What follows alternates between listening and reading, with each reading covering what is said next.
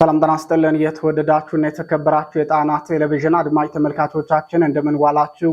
ከጣና ቴሌቪዥን የጥር 13 ቀን 2018 ዓ.ም የምሽት ጣና ዜናችን ተጀምሯል። ዜናዎቹን እየመራው አመራ ሰፋ አብሬያችሁ ቆያለሁ። በቅድሚያም አርዕስተ ዜናዎቹን እናስቀድማለን። የአማራ ፋኖ ብሔራዊ ንቅናቄ ከምስረታው ማግስት ጀምሮ ከፍተኛ ወታደራዊ ድሎችን እየተቀዳጀ ሲሆን በጎንደር ጠቅላይ ግዛት በለሳ አውራጃ የተደረገው ተጋድሎ ከፍተኛ ፊልም የተደረገበት እንደነበርና ፋኖም ትልቅ ድል የተቀዳጀበት መሆኑ ታውቋል። ለ8 ሰዓታት የዘለቀውን ውጊያ አስመልክቶ የሰዓቱ ዜናችን በዝርዝር ያስደምጣችኋል። በወሎ ስታይስ ዙሪያ የተደረገውን ተጋድሎም ዜናችን በቀዳሚነት ይዟችኋል። ለአንድ ግለሰብ የስልጣን ዘመን መራዘምና ለአንድ ጠባብ የፖለቲካ ብሔርተኛ ቡድን ጥቅም ሲባል በግድም በውድም ማምታታትም ያዘመቱትን ሰራዊት የሚመሩት ጄኔራል አበባው ታደሰ ደብረ ብርሃን ላይ ከደብረ ብርሃን አረቄ በከፋ መልኩ አናታቸውን የሚያዞር መርዶ ሰምተዋል። ጄኔራሉን ያስደነገጣቸው መረጃ ምንድነው? ዜናችን ዝርዝሩን አሰናድቶታል። ጋሸናና ዙሪያው የፋኖን ታላቅ ድል ሲያስደምጡ ውለዋል። በገባበት ሁሉ ፍሬን እንደሌለው መኪና እየተጋጨ የሚፈርሰው የብልጽግናው ሰራዊት በተጠና የደፈጣ ኦፕሬሽን በርካታ ኃይሉን አስመትቶ የተረፈውን ብቻ ይዞ እየሮጠው ወደ ካምፑ ተመልሷል። የጋሸናው ትንቅንቅ በሰዓቱ ዜናችን የሚደመጥ ሌላው የድል ዜና ነው። ህወሓት የአማራ ጥላቻውን በከፋ መልኩ እያስቀጠለ ሲሆን ቤተክርስቲያን ላይ 5 ቦምብ አፈንድቷል። ቀሳውስትና ዲያቆናትንም አፍኗል። ድምፅ የተነፈገው የራያ አላማጣ ህዝብ ባላማጣ ከተማ የተፈጸመውን ክስተት አስመልክቶ ያደረሰንን መረጃ በዝርዝር እናቀርብላችኋለን። የንጹሐንን ህይወት መቅጠፍ፣ ንብረት መዝረፍና የዘር ማጽዳት ዘመቻ የከፈተው የኦህዴድ ብልጽግና ስርዓት የጥቃት ዘመቻውን ከምስራቅ ወለጋ ወደ ሁሩጉሩ አስፋፍቶታል። በሁሩጉሩ ስለተፈጸመውና አሁን እየተካሄደ ስላለው ሁሉ በዝርዝር እንነግራችኋለን። ሰዓቱ ሲደርስ ይቀርብላችኋል። የተወደዳችሁና የተከበራችሁ የጣና ቴሌቪዥን አድማጭ ተመልካቾቻችን እነዚህንና ሌሎች የግንባርና የትንታኔ ዘገባዎችን ይዘናል። እስከ ዜናዎቻችን ፍጻሜ ድረስ አብራችሁን እንድትቆዩ እየጋበዝን ወደ ዝርዝር ዜናዎቹ እናልፋለን።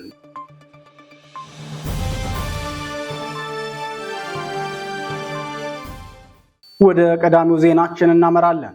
በበለሳው ትንቅንቅ ፋኖ ድል ተቀዳጀ። የአማራ ፋኖ ብሔራዊ ንቅናቄ ጎንደር ጠቅላይ ግዛት እዝ ዛሬ በማዕከላዊ ጎንደር ዞን በበለሳ አውራጃ ባደረገው ተጋድሎ ታላቅ የተባለ ድል መቀዳጀቱን አስታውቋል። የአጼ ምኒልክ እዝ በበኩሉ በወሎ ቤተ አማራ ስታይስ ዙሪያ ድል ተቀዳጅቷል። ዛሬ ከማለዳው 3 ሰዓት ጀምሮ እስከ ቀኑ 11 ሰዓት ድረስ በበለሳ አውራጃ እርባያ ከተማ በቅርብ ርቀት የተካሄደውን ውጊያ ያደረገው የአማራ ፋኖ ብሔራዊ ንቅናቄ ጎንደር ጠቅላይ ግዛት እዝ ታዲዮስ ታንቱ ክፍለ ጦር ነው። የክፍለ ጦር ዋና አዛዥ አርበኛ ታርቆ ከበደ ድሉን አስመልክቶ ለጣና ቴሌቪዥን እንደገለጸው አርባያ ከተማ አካባቢ ከጧቱ 3 ሰዓት ጀምሮ እስከ 11 ሰዓት የዘለቀ ውጊያ ተካሂዶ ከ30 በላይ የጠላት ኃይል ተመቶ ወድቋል። በዚህ ቦታ ተደጋጋሚ መስ ሲመታ ቢቆይም የዛሬው ምት ግን በጣም ከፍተኛ ስለሆነ ጠላት ሁለተኛ ወደዚህ ቀጠና እንዳይመጣ አድርገን ነው መታ ነው ብለዋል። በታዲዮስ ታንቱ ክፍለ ጦር ስር ከሚገኙት 5 ብርጌዶች መካከል ሁለቱ ማለትም ሰለሞን ማንደፍሮና ዋሊያ ብርጌድ ተጋድሎን ማድረጋቸውን የገለጸው አርበኛ ታርቆ ከበደ በዛሬው ውጊያ ጠላት ከፍተኛ ቁጥር ይዞ ነበር የመጣው። ሆኖም ያደረስንበት ብርቱ ምት 3 ጊዜ ተጨማሪ ኃይሉን እንዲያስገባ አስገድደነዋል። የዛሬው ተጋድሏችን በጠላት ላይ ያደረሰው ኪሳራ ከፍተኛ ብቻ ሳይሆን ሁሉን አቀፍ ውድመት ነው የደረሰበት ሲል ተናግሯል። የዛሬውን ድላችንን ልዩ የሚያደርገው ከአንድነት ምስረታው ማግስት የተገኘ ጣፋጭ ድል በመሆኑ ነው ሲል የሚናገረው አርበኛ ታርቆ ከበደ የኛ አንድ መሆን ለአማራ ህዝብ ዋና ጠላቶች ራስ ምታት ሆኖባቸዋል። ዛሬም በርካታ ኃይሉን ይዞ የመጣው የፋኖ አንድነት ስር ሳይሰድ ተከታትዬ ልበትናቸው ብሎ ነበር።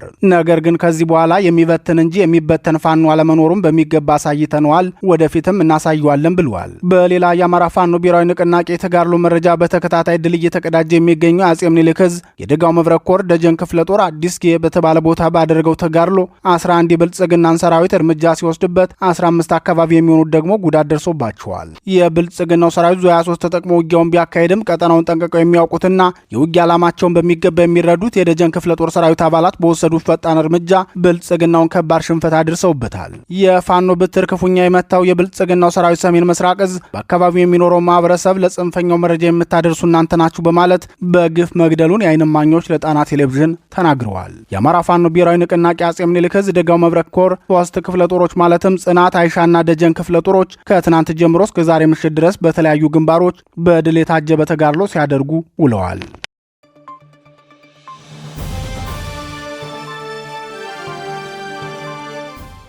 ወደ ተከታዩ ዜናችን እናልፋለን። የምክትል ኤታማዦር ሹሙ ሌላ ፈተና። የብልጽግናው ምክትል ኤታማዦር ሹም ጄኔራል አበባው ታደሰ ሌላ ፈተና ተጋርጦባቸዋል። ጄኔራሉ በተገኙበት ወቅታዊ የጸጥታ ግምገማ የሰሙት ሪፖርት ከባድ ፈተናንና ሌላ መዘዝን ይዞባቸው መምጣቱን ወታደራዊ ምንጮቻችን ተናግረዋል። የጣና ቴሌቪዥን ወታደራዊ ምንጮች የብልጽግናው ምክትል ኤታማዦር ሹም አስመልክቶ ለጣና ቴሌቪዥን በሰጡት መረጃ ከወራት በፊት በአማራ ክልል ዋና ዋና ከተሞች ማለትም በባህር ዳር፣ በጎንደር፣ በደብረ ብርሃንና በኮምቦልቻ እየተዘዋወሩ የብልጽግናውን ጦር ለመገምገም ሙከራ ያደረጉት ጄኔራል አበባው ታደሰ ሌላ አስደንጋጭ ሪፖርት አጋጥሟቸዋል በማለት ምክትል ኤታማዦር ሹሙ የጎረሱትን ሳያውጡት በተባረሩበት ከተማ ሌላ መርዶ እንደገጠማቸው ተናግረዋል። የብልጽግናው ምክትል ኤታማዦር ሹም ጄኔራል አበባው ታደሰ በደብረ ብርሃን ከተማ ለስብሰባ ተገኝተው በታደሙበት መድረክ በዞኑ የኮማንድ ፖስት ሰብሳቢ ጄኔራል ሹማ አብደታ የቀረበው ሪፖርት ለጄኔራል አበባው ከባድና እጅግ አስደንጋጭ እንደነበር ምንጮቻችን ገልጸዋል። የጣና ቴሌቪዥን ወታደራዊ ምንጮች አክለው ምክትል ኤታማዦር ሹሙ የሰሙትን ሪፖርት ማመን ባለመቻላቸው በድንጋጤ ጠንካራ ትችት መሰንዘራቸውን ተናግረዋል። እንደ ምንጮቻችን ገለጻ በውይይቱ የብልጽግናው ምክትል ኤታማዦር ሹም ጄኔራል አበባው ታደሰ የአማራ ክልል የባዕዲን አመራሮችና የደህንነት ሰዎች፣ የብልጽግናው የፌዴራል ተቋማት የደህንነት አካላት እንዲሁም የቀጠናው ከፍተኛ ጦር አዛዦች በተገኙበት የተደረገ ሲሆን የብልጽግናው የልዩ ዘመቻዎች እዝ ዋና አዛዥና የዞኑ ኮማንድ ፖስት ሰብሳቢ ሌተናል ጄኔራል ሾማ አብደታ ከፍተኛ ስድብና ዛቻ ደርሶባቸዋል ብለዋል። እንደ ወታደራዊ ምንጮቻችን ገለጻ ምክትል ኤታማዦር ሹሙ በቀጠናው ያለው የብልጽግናው አየር ወለድ ኮማንዶ መምናመኑን ሳይክዱ መስክረዋል ተብሏል። በተለይ የዞኑ ኮማንድ ፖስት አባል የሆኑት ጄኔራል አበባው ሰይድ በተደጋጋሚ ጊዜ ያቀርቡት የነበረው የድል ሪፖርት ፍጹም ውሸት እንደነበር ተጋልጧል። ከ3 ወር በፊት ለተመሳሳይ መድረክ ወደ ቀጠናው ተጉዘው የነበሩት ምክትል ኤታማዦር ሹሙ ዛሬ ተመልሰው ሲያቀኑ በቀጠናው የተሰማራው አየር ወለድ ኮማንዶ ብቻ ሳይሆን ከወራት በፊት በመድረኩ ተሳታፊ የነበሩ የብልጽግናው ከፍተኛ አመራሮች ጭምር አልተገኙም። ገሚሶቹ ፋኖ በተከታታይ በሰራው ሰርጎ ገብ ኦፕሬሽን እርምጃ ተወስዶባቸዋል።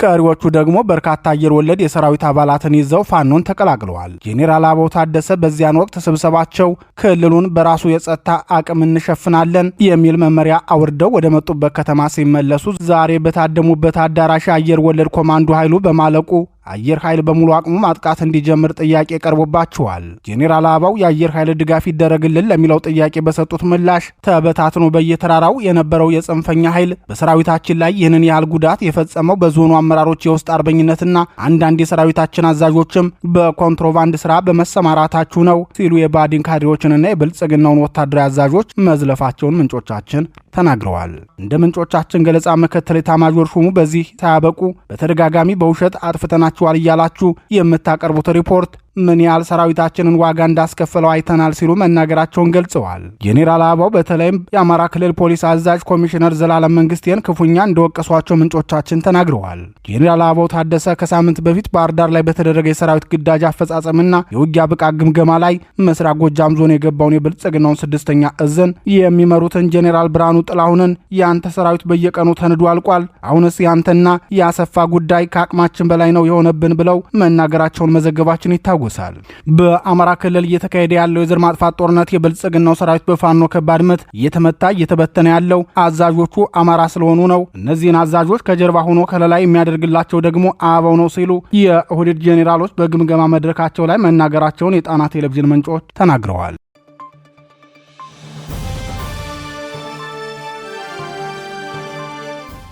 ዜናዎቻችን እንደቀጠሉ ናቸው።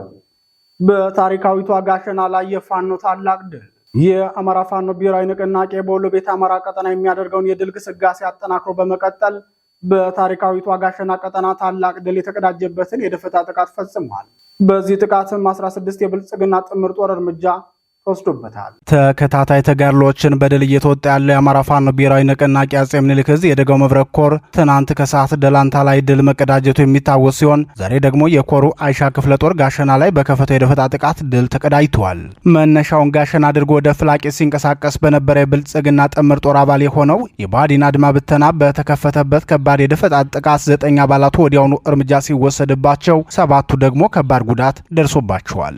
የአማራ ፋኖ ብሔራዊ ንቅናቄ አጼ ምኒልክ ዕዝ የደጋው መብረቅ ኮር በአይሻ ክፍለ ጦር ቃኝ ሻለቃዎች በተፈጸመው ደፈጣ ጥቃት የተገኘውን ድል አስመልክቶ የኮሩ ህዝብ ግንኙነት ክፍል ሲገልጽ በጠላት ሰራዊት ላይ በተጠና የደፈጣ ኦፕሬሽን በርካቶች ሞትና ቆስለኛ ተደርገዋል። ጥቃቱ የተከፈተው በመቄት ወረዳ ወቄታ ላይ በተወሰደ እርምጃ ሲሆን በደፈጣ ጥቃቱ ሻለቃ አዛዡን ጨምሮ በርካቶች ጉዳት ደርሶባቸዋል ብሏል። የአይሻ ክፍለ ጦር ቃኞች ያደረሱትን የደፈጣ ጥቃት ተከትሎ የብልጽግናው ሰራዊት በከፈተው የአጸፋ ምላሽ ከጠዋቱ 4 ሰዓት እስከ 6 ሰዓት የዘለቀ ውጊያ መካሄዱን የገለጸ የገለጸው የኮሩ ህዝብ ግንኙነት ክፍል ሆኖም የብልጽግናው ጥምር ጦር በፋኖ ጥቃት የወደቁበትን አባላቱን አስከሬን ሳያነሳ ወደ መጣበት መመለሱን አስታውቋል። የዕለቱን ተጋድሎ ድል አስመልክቶ ልዩ ትርጉም ያለው ድል ነው ሲል የገለጸው የኮሩ ቃል አቀባይ ክፍል አስተያየቱን ሲቀጥልም የጋሸና ቀጠናው ልዩ የደፈጣ ጥቃት በተለይም የአካባቢውን ህዝብ ለብልጽግና ሰራዊት መንገድ እየመራ በማስገደልና በማሳደድ ቀዳሚ ተባባሪ በነበረው የባዲን አድማ ብተና ላይ የተፈጸመ በመሆኑ ድሉን ድርብ ያደርገዋል። ከዚህ በፊትም በተደጋጋሚ የፋኖን ጥሪ ተቀብለው ወደ ወገናቸው እንዲመጡ ሲለመኑ ቢቆዩም በክህደት መንገዳቸው በመቀጠላቸው መጨረሻቸው በዚህ መልኩ ሆኗል። አሁንም ቀሪ አድማ ብተና የመከላከያና የሚሊሻ አባላት የፋኖን ጥሪ ተቀብለው ወደ ፋኖ እንዲቀላቀሉ ጥሪ እናቀርባለን ብለዋል።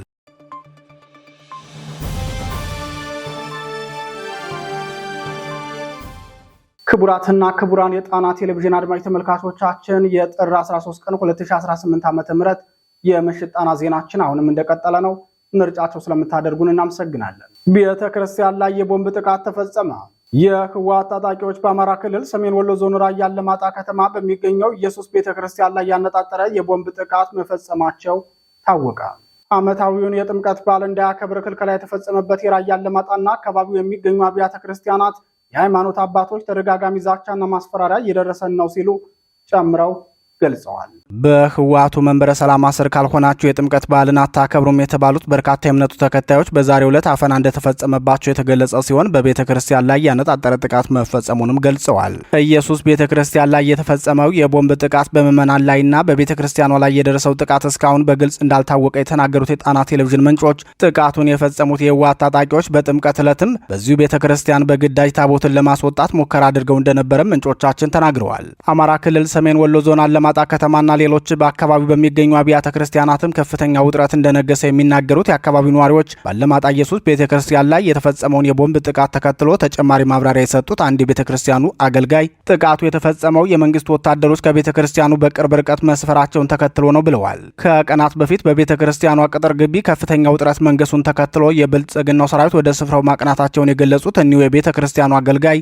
ሆኖም የብልጽግናው ሰራዊት አባላት አመሻሹን በህወሓት ታጣቂዎች አካባቢውን ለቀው እንዲወጡ በተሰጣቸው ትዕዛዝ መሰረት የቤተ ክርስቲያኗን ቅጥር ግቢ ለቀው እንዲወጡ መደረጋቸውን አስታውቀዋል። የዛሬው የቦምብ ጥቃት የተፈጸመው በቤተ ክርስቲያኗ በር ላይ መሆኑን ያነሱት እነዚህ አባት የቦምብ ጥቃቱ ተከታታይ እንደነበረና ቤተ ክርስቲያኗን ለማቃጠልና በካህናት ላይም ከፍተኛ ጉዳት ለማድረስ ታስቦ ስለመሆኑ ገልጸዋል። ሌሎች የአካባቢው ነዋሪዎች ስለ ጥቃቱ ሲገልጹ ከ5 በላይ የሚሆኑ ቦምቦች በቤተ ክርስቲያኗ ቅጥር ግቢ መፈንዳታቸውን አንስተው ሌሎች ያልፈነዱ ቦምቦችን በስፍራው እንደተገኙ ጨምረው ገልጸዋል። ምናልባት ፈንጂም ሊኖር እንደሚችል ስጋታቸውን ገልጸዋል።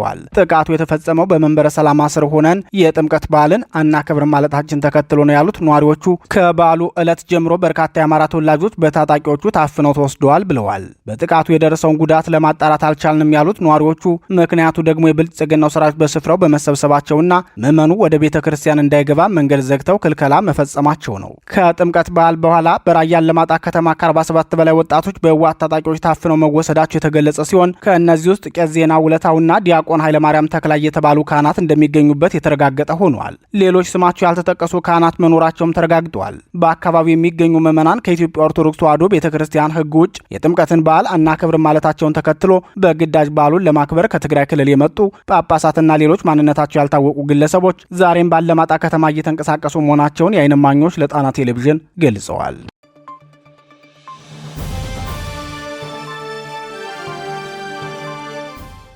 ወደ መጨረሻው ዜናችን እናልፋለን። የወለጋው ጥቃት ወደ ሁሩጉሩ ተሸጋገረ። የኦህዴድ ብልጽግና በአማራ ህዝብ ላይ ከከፈተው የዘር ማጥፋት ጦርነት በተጓዳኝ በኦሮሚያ ክልል የሚኖረውን የአማራ ህዝብ የማሳደድና የማፈናቀል ተግባሩን አጠናክሮ ቀጥሎበታል። በምስራቅ ወለጋ ዞን ለወራት ያካሄደውን የማሳደድ ዘመቻ ከትናንት ጀምሮ ደግሞ ወደ ሁሩጉሩ ዞን ማዛመቱን የአካባቢው ነዋሪዎች ተናገሩ። የአቶ ሽመልስ አብዲሳ አስተዳደርና የብልጽግናው ሊቀመንበር በልዩ ክትትል ያሰለጠኑ ገዳ ልዩ ኮማንዶ ብልጽግናው በኦሮሚያ ክልል የሚያካሄደውን የማፈናቀልና ማሳደድ ዘመቻ እየመራ ይገኛል። ለዚህ የዘር ማጽዳት ዘመቻን በምስራቅ ወለጋ ዞን ለተከታታይ ከ7 ወራት በላይ በርካቶችን ካፈናቀለና ካሳደደ በኋላ በዛሬው ዕለት ወደ 60 መኪና ተጭኖ ወደ ሆሩጉሩ ዞን አቤ ደንጎሮ ወረዳ ገብቷል። በዛሬው ዕለት ወደ ተጠቀሰው አካባቢ የገባው ከፍተኛ ቁጥር ያለው የኦህዴድ ብልጽግና የዘር ማጽዳት ፖሊሲ አስፈጻሚው ገዳ ልዩ ኮማንዶ በገባበት በገባባቸው የገጠር ቀበሌዎች ንጹሃንን ማሳደዱን ጀምሯል ሲሉ ምንጮቻችን ተናግረዋል። ሆሮ ጉዱሩ ወለጋ ዞን አቤ ደንጎሮ ወረዳ በ57 መኪና ተጭኖ የገባው ገዳ ልዩ ኮማንዶ ወደ ተለያዩ ገጠራማ ቀበሌዎች በመግባት የአርሶ አደሩን ፍየልና ከብት እያረደ እየበላ ነው። እስካሁንም 2 ንጹሃን ገድሏል ሲሉ ገልጸዋል። ከ5000 በላይ የሚገመት ሰራዊት ወደ ተጠቀሰው አካባቢ ገብቶ ንጹሃንን ማሳደድ ብቻ ሳይሆን የደረሱ ሰብሎችን ማውደም፣ የቤት እንስሳቱን እያረደ መብላትና የመሳሰሉትን ወንጀሎች እየፈጸመ መሆኑን የሚናገሩት ምንጮቻችን የዘመቻው ዓላማ ከአካባቢው ከማሳደድና ከመግደልም ባለፈ አካባቢውን ለቀው የማይሄዱትን በድህነት ለማሰቃየት ነው።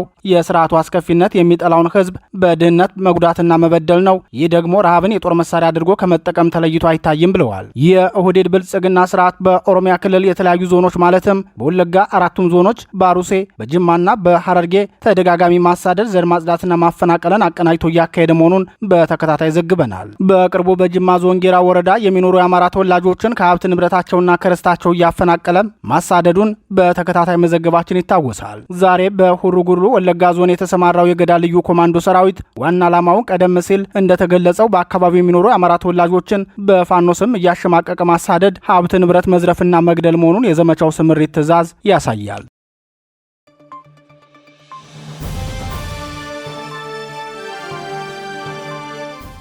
ክቡራትና ክቡራን የጣና ቴሌቪዥን አድማጭ ተመልካቾቻችን የጥር 13 ቀን 2018 ዓ.ም የምሽት ጣና ዜናችን የተከታተላችሁትን ይመስል ነበር።